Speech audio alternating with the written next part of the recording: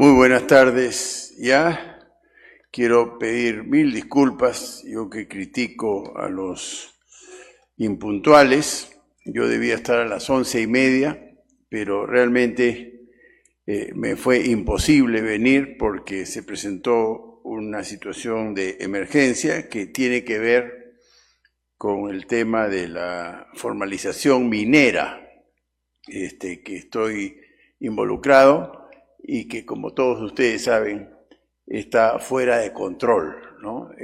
Hay paros hoy día en la carretera panamericana a la altura de Ocoña y la verdad que sí, yo estoy involucrado en ese proceso y me fue imposible, pero gracias por la flexibilidad de haber podido postergar mi participación y aquí estoy encantado de estar en el alma mater de la exitosísima agricultura peruana.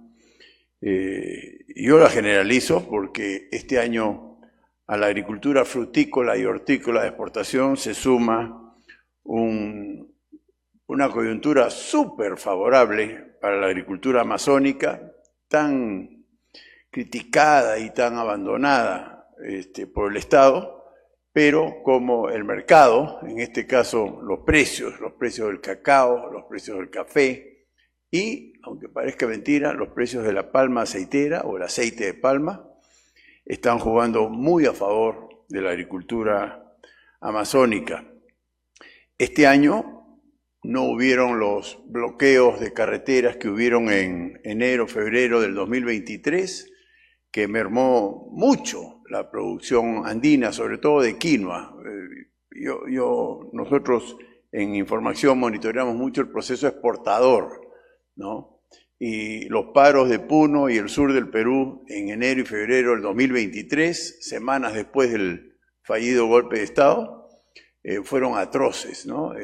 La afectación fue muy, muy grave y nadie habla de eso. Nadie habla de eso, todo el mundo le echa la culpa a la caída de la producción del 2023, al fenómeno Yaku, que fue real, pero nadie habló de los bloqueos. Ica también se bloqueó, en Ica se pudrieron cerca de 5 millones de kilos de uva, porque enero y febrero es temporada de cosecha de uva.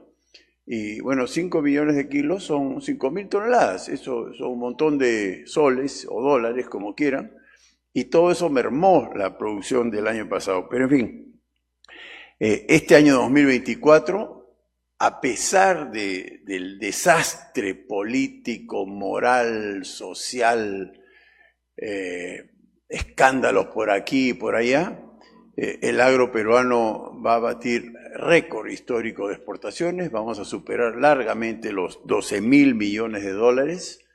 Increíble, ¿no? El año pasado celebramos por todo lo alto los 10.000 millones de dólares que por primera vez en nuestra historia alcanzamos como agricultores. Bueno, como si fuera poco, de 10.000 pasamos a 12.000 y pico, acuérdense de mí. Y el 25 ya tengo que empezar a hablar del 2025, serán pues 14.000. Para mí es bien fácil proyectar, porque si uno mira con criterio estadístico la historia, es una escalera, y no puede ser 12.000 porque nunca hemos repetido el año previo, sino siempre hemos crecido, entonces, ¿por qué no 14.000? Y acuérdense de mí, pasarán los meses del año 25, seguramente en algún momento del año vendré a este escenario y empezaré a dar cuenta del avance del 2025 y veremos que estamos por encima del 2024 y por eso es que hablaremos seguramente de otro récord el próximo año. Pero bueno, yo tengo que reflexionar. Dije, no quiero PowerPoint. Esto es muy importante lo que estamos viviendo los peruanos actualmente. Y es la situación de las ciencias sociales, ¿no? Los economistas somos científicos sociales y, por supuesto, muchas otras profesiones también. Hay muchas carreras y profesiones que tienen que ver con el tema de humanidades, Y por supuesto la parte tecnológica, agrícola y demás. Pero mi reflexión tiene que ver con una especie de pedido, no sé si es pedido, arenga, invocación, a que seamos más eficaces con nuestras profesiones, ¿no? Nuestro país, yo creo que puede calificarse, no quiero ser pues pesimista porque tiene sus cosas positivas, pero en lo que voy a conversar es un fracaso estrepitoso, ¿no? Entonces, las ciencias sociales tienen que estar concebidas, diseñadas para dejar de ser un fracaso. Y quiero ser más preciso. Somos un fracaso estrepitoso en lo que a seguridad ciudadana se refiere. Y cada día es peor, ¿no? No he venido puntualmente por un fracaso que tiene que ver con la inseguridad ciudadana. Repito, la carretera panamericana está bloqueada en el kilómetro 700, son unos mineros de Ocoña que no están para nada, yo los comprendo, satisfechos con la situación de la formalización de sus actividades y bloquean la carretera panamericana. Y eso es lo que menos nos está preocupando hoy día. Hoy día lo que nos preocupa cotidianamente es la posibilidad de salir aquí a la calle y de repente ser asaltados, incluso asesinados, ¿no?, por un sicario loco que nos quiera robar un celular, o le han dicho a ese de ahí dale vueltas, ¿no? Eso está pasando en nuestro país día a día. La verdad que es horrible venir en el carro, el tráfico es atroz, es otro fracaso estrepitoso, y estar escuchando de una joven peruana que fue descuartizada, creo que ayer, ¿no? Y el asesino lo han encontrado colgado en algún sitio, ahora dudan si se ahorcó o fue muerto y lo han colgado los asesinos del asesino. Eso es lo que vivimos los peruanos día a día. Y repito, no es una coincidencia. Así es todos los días. Nuestros niños están escuchando esas noticias todos los días. Criaturitas que lo único que escuchan es crímenes, violaciones, descuartizamientos, sangre, drogas. Horrible, ¿no? Entonces, las ciencias sociales tienen que ser más eficaces, ¿no?, en resolver el problema de seguridad. Y no lo estamos siendo, no lo estamos siendo. Es increíble, repito, lo que estamos viviendo, y ahora resulta que la extorsión es una actividad absolutamente masificada, establecida, y lo que es una maravilla tecnológica como las redes sociales es pues el paraíso de los extorsionadores, donde mandan las amenazas, saben exactamente dónde están nuestras familias, nuestras rutinas, y se aprovechan de esa facilidad tecnológica para, digamos, matarnos, ¿no? Para matarnos, para extorsionarnos, para robarnos, para maltratarnos, ¿no? ¿Por qué el Estado peruano no es capaz de brindarnos seguridad? Yo creo que es por lo moral, ¿no? Yo estoy seguro que existe tecnología y existen peruanos íntegros que muy rápidamente, con inteligencia, con participación ciudadana y con tecnología, podrían corregir el terrible problema de inseguridad ciudadana que estamos viviendo los peruanos y, por supuesto, mal de muchos consuelo de tontos, otros países también, ¿no? Pero yo hablo de mi país. En mi país hemos fracasado en seguridad ciudadana y las ciencias sociales están llamadas a resolver ese problema. Otra expresión de fracaso estrepitoso del Estado peruano salud pública, ¿no? Yo fui gobernador regional de Ica, como me pusieron en mi presentación, y soy ingeniero de la UNI, o sea, yo no debería de saber nada de salud pública, y bueno, uno llega a esos cargos. ¿Por qué los gobernadores regionales tienen como función gestionar los hospitales de las regiones? ¿Qué tiene que ver un ingeniero economista con salud pública, no? Muy mal, me parece. A mí me parece que los servicios estatales, la seguridad es una de ellas, ¿no? Y la salud es otra de ellas, son servicios altamente especializados, ¿no? En consecuencia, tienen que ser los profesionales los que se encarguen de ello, no los políticos. Los políticos no tienen por qué saber de seguridad ciudadana y menos de salud pública. Coincidentemente, algún político puede ser un experto en salud pública. Bueno, sabrá de salud pública, pero también tiene que ver educación. ¿Qué tiene que ver la salud con la educación? Nada, ¿no? Bueno, en salud pública, los políticos, yo terminé siendo político sin proponérmelo, teníamos que ver por la salud, la operatividad de los hospitales y centros de salud de Ica. Ica tiene 6 hospitales grandes, 2 en Ica ciudad, y 1 en Palpa, 1 en Nazca, 1 en Pisco, 1 en Chincha, son 6. Muy nuevos porque los hospitales se derrumbaron en el terremoto del 2007, no hay mal que por bien no venga, y los hospitales de Ica son muy modernos. Sin embargo, la atención era atroz, y ahí no hay que ser médico para descubrir que la situación es cruel. ¿Por qué? Porque resulta que a partir de las 6, 7 de la tarde en Ica hace frío de noche, empezaban colas fuera de los hospitales. Y bueno, yo como gobernador decía, ¿qué hace esta gente ahí? Por supuesto bajé a preguntarles y era colas para el día siguiente. Colas para el día siguiente. Ojo, yo conozco colas de amanecida, ¿no? Los jóvenes, muchos de ustedes han hecho colas para ir a un concierto o para comprar las entradas de una final de fútbol o no sé qué, y la pasan muy bien, ¿no? Porque es muy entretenido. Una amanecida en la calle, rones, cervezas, es una fiesta. Pero estos no hacen eso.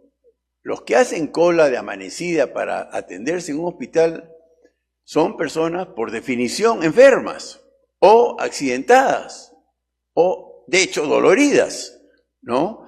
Y generalmente mayores, porque los mayores nos enfermamos más que los jóvenes. Entonces, esas colas son de una crueldad indescriptible y no hay que ser, pues, experto en salud pública para descubrir que eso está mal, que eso es una crueldad. Y más crueldad es cuando uno descubre, ya como ingeniero, que las colas se forman porque no hay servicio. ¿Y por qué no hay servicio? Porque algunos médicos corruptos abandonan los hospitales públicos en horario de trabajo y que se mueran los pacientes, que son pobres por definición, porque el paciente pudiente va a una clínica privada y paga por ella. Aquí no, aquí viene la gente más pobre del Perú y que se mueran porque el médico corrupto prefiere ir a su clínica privada en horario de trabajo, abandonar a los pacientes pobres y lucrar doblemente porque regresa, marca como si hubiera trabajado y gana por el hospital público más sus atenciones privadas. Bueno, nuevamente, ¿por qué falla la salud pública en nuestro país? Siendo una función estatal consagrada en la Constitución. Vean el común denominador, corrupción. Es corrupción lo que hace que falle la salud pública. Y lo mismo en la educación pública. Ahí sí, la Universidad Agraria conoce mucho más al monstruo por dentro, ¿no? Yo he hablado con muchos rectores de esta casa de estudios, vicerrectores, autoridades académicas y por supuesto profesores y alumnos, y es clarísimo que ustedes tienen la afectación de lo moral desde el Estado peruano, ¿no? Lo que ha pasado con algunas universidades privadas es atroz, ¿no? Atroz, lo tengo que decir para no dejarlo suelto, ¿no? A las peruanas, Telesub, Vallejo, San Juan Bautista, Garcilazos, etcétera, etcétera, etcétera. Eso está mal. Eso está mal. El 70% de los egresados de Medicina Humana de la Vallejo desaprobaron el examen nacional de medicina. Y son médicos. Son médicos. ¿Cómo serían los ingenieros? Igualito. ¿Cómo va a ser diferente? ¿No? El 62% de los egresados de la San Juan Bautista, de Ica, de mi tierra, de Medicina Humana, desaprobaron el examen nacional de medicina. Las dos peores universidades de todo el Perú se llaman, en Medicina Humana, Vallejo y San Juan Bautista.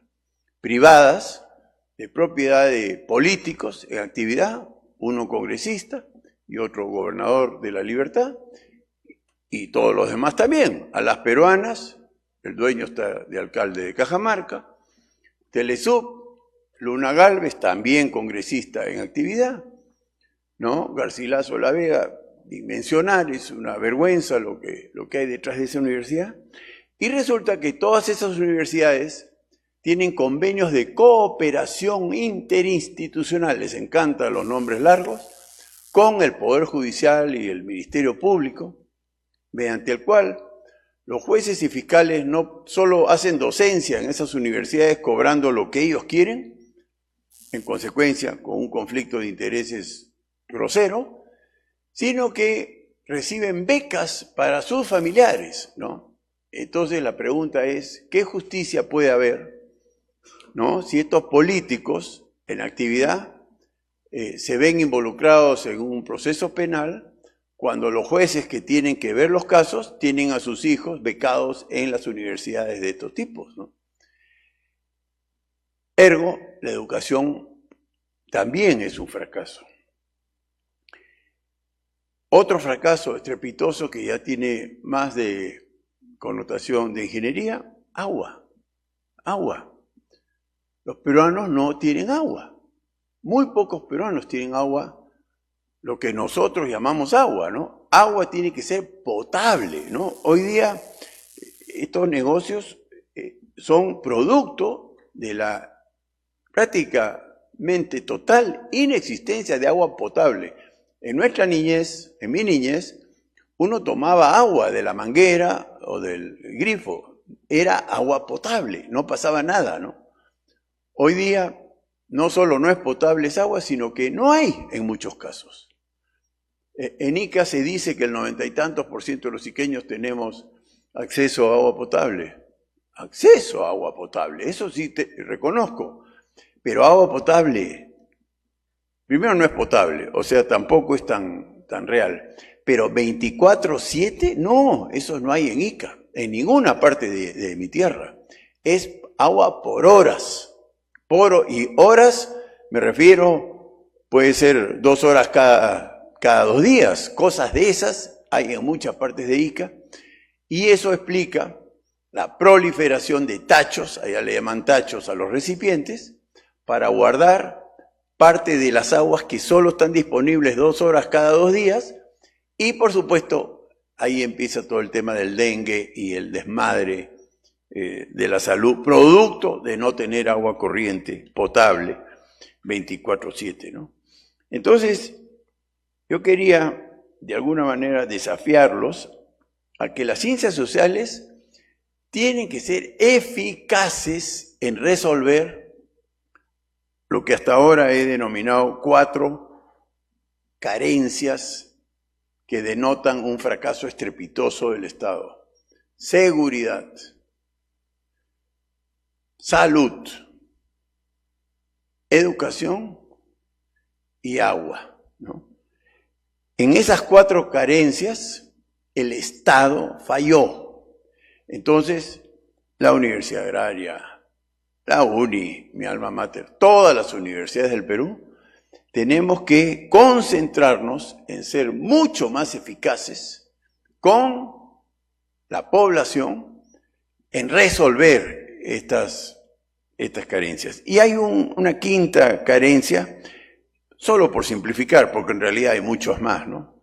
La quinta carencia que yo creo que se constituye en un gran desafío es la falta de trabajo, empleo. Puede ser autoempleo para los emprendedores o trabajo típico donde uno va a una empresa y trabaja para la empresa en condiciones dignas, ¿no? Eso hay muy poco en nuestro Perú, en nuestro país. Y si bien esa es una función privada principalmente, el Estado no deja de estar involucrado porque el Estado está llamado a facilitar el proceso de generación de empleo y no lo está haciendo. No lo está haciendo. El motivo de mi retraso, ¿no? Resulta que la minería formal puede tardar 15, 20 años en poner en operación un yacimiento minero. Y eso es por el Estado que le pone 1000 trabas. En consecuencia no se genera empleo porque el Estado traba el proceso de inversión y como todos sabemos, detrás de la inversión viene el empleo, ¿no? Entonces, las 4 primeras carencias son servicios públicos. O sea, el Estado está obligado a brindarnos y eso pasa en todo el mundo y no los brinda. Y la quinta carencia, que es empleo, que lo genera el sector privado, pero es el Estado el que le hace difícil la vida a los inversionistas privados. En consecuencia, también el Estado es el responsable de la generación de empleo en el Perú. Yo he llegado a la conclusión, que de repente hay discrepancias a este respecto, pero la madre del cordero de todo esto se llama corrupción, ¿no? No tenemos seguridad porque la policía se corrompió, la fiscalía se corrompió, el Poder Judicial se corrompió, el Ministerio del Interior se corrompió y lo hemos visto, ¿no? En la policía, para ingresar a la escuela de oficiales hay que pagar una coima. Y después vimos cómo para ascender a general había que pagarle $20.000 al secretario del presidente de la República. Felizmente alguien encontró $20.000 en el baño contiguo a la oficina del presidente de la República. A ese nivel de podredumbre ha llegado la policía peruana, ¿no? Entonces, corrupción, es corrupción. Yo comprobé en Ica que la pésima atención de salud pública era un problema de corrupción, médicos corruptos que abandonaban los hospitales, médicos corruptos que sustraían medicamentos de la farmacia del hospital y lo llevaban subrepticiamente a la farmacia del frente y por supuesto se ponían de acuerdo con los boticarios del frente para ir a medias, ¿no? Y lo mismo el agua, es corrupción municipal a tope. Resulta que muchos alcaldes y regidores corruptos están metidos en el negocio de la venta de agua en cisternas. Entonces, ¿qué interés puede haber en un alcalde municipal que es dueño de las empresas prestadoras de servicios de agua y saneamiento de su localidad en mejorar el servicio a través de redes cuando se va a quedar sin el negocio de venta en camiones cisternas, ¿no? Entonces, nuevamente, corrupción. Y la burocracia estatal que hace difícil la generación de empleo también está manchada de corrupción. Entonces, la pregunta es, ¿cómo evitamos la corrupción? Esa es la pregunta que se tienen que hacer todos ustedes. Y aquí viene mi propuesta, ¿no? Mi propuesta y con eso termino. La corrupción, por supuesto, se corrige con gente, ¿no? Pero el problema es que al Estado peruano llega lo peor de lo peor, ¿no? Está diseñado para que llegue lo peor de lo peor. Entonces va a ser muy difícil que llegue gente buena al Estado porque está diseñado para que no lleguen los buenos. Entonces, para que lleguen los buenos, ¿no? La propuesta son de tres medidas. Una es simplificación administrativa radical, y eso tiene mucho que ver con digitalización de procedimientos, ¿no? El modelo en el mundo se llama Estonia, nadie habla de Estonia. Estonia es un país que por supuesto no conozco y muy pocos conocen, que estaba en la órbita de la Unión Soviética antes del desmembramiento de la Unión Soviética y hoy día junto con Lituania, Estonia, está por ahí, por supuesto aterrada de lo que pueda pasar con Rusia, pero resulta que ellos optaron por la transformación digital. Y cosas como estas, ¿no? Nace una criatura, uno baja una aplicación de RENIEC, le toma la foto, esa es la partida de nacimiento. Ahí está, ojalá con papá, mamá, para que se vea el amor familiar. Pero el bebito, ese es, y ese es partida de nacimiento, y ese es DNI, ya lo tiene, no tiene que ir a RENIEC, no hay que hacer colas, no hay que hacer papeles, no hay que pagar coimas, nada, ya está. Lo vacunan, ¡pum!, a la historia clínica, está ahí, ¿no? Crece, se matricula en el colegio, ya está el certificado de estudios en esa misma ficha, ¿no? Termina el colegio, ingresa a la universidad, sigue todo digital, ¿no? Nosotros en INCA hicimos mucho de eso, no todo por supuesto, pero por ejemplo un brevete, donde la corrupción está tan enquistada, ¿no? Dinámicos del centro hay en todo el Perú, no solo en Junín. ¿Por qué no? ¿Por qué no? Uno va en su carro, ¿no? Y el circuito tiene cámaras, uno baja la aplicación, ¿no? Se toma la foto y las cámaras van viendo si uno se sale, pues, viola los límites de velocidad. A uno lo hacen parar cuando le ponen el semáforo rojo, todo lo está filmando la cámara. A uno lo hacen estacionar en un espacio relativamente acotado. Hay que retroceder para cuadrarse. Todo eso lo filma la cámara y ve qué tan distante del zócalo o la vereda has cuadrado. Partes, agarra velocidad, frena, ¿no? Y uno sale aprobado y sale con el brevete en digital, sin haber hecho ninguna cola, sin haber esperado y por supuesto pagado nada, ¿no?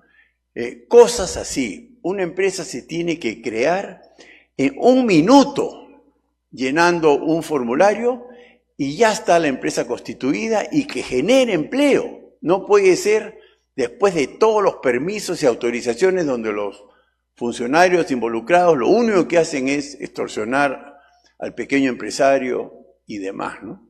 Entonces tiene que haber una simplificación radical. Esto de la formalización minera es una provocación del Estado peruano. Yo estoy convencido, como que he ido a Puno, a Andahuaylas, a Ica, por supuesto a Patás, la formalización minera es imposible. En el Perú es imposible. Estudio de impacto ambiental, estudio de restos arqueológicos, estudios de agua. Lo hace imposible el Estado precisamente para que nunca se puedan formalizar y poderlos extorsionar. Hoy día 100 gramos de oro es nada, el oro es bien denso, el peso específico del oro es un pedacito chiquitito.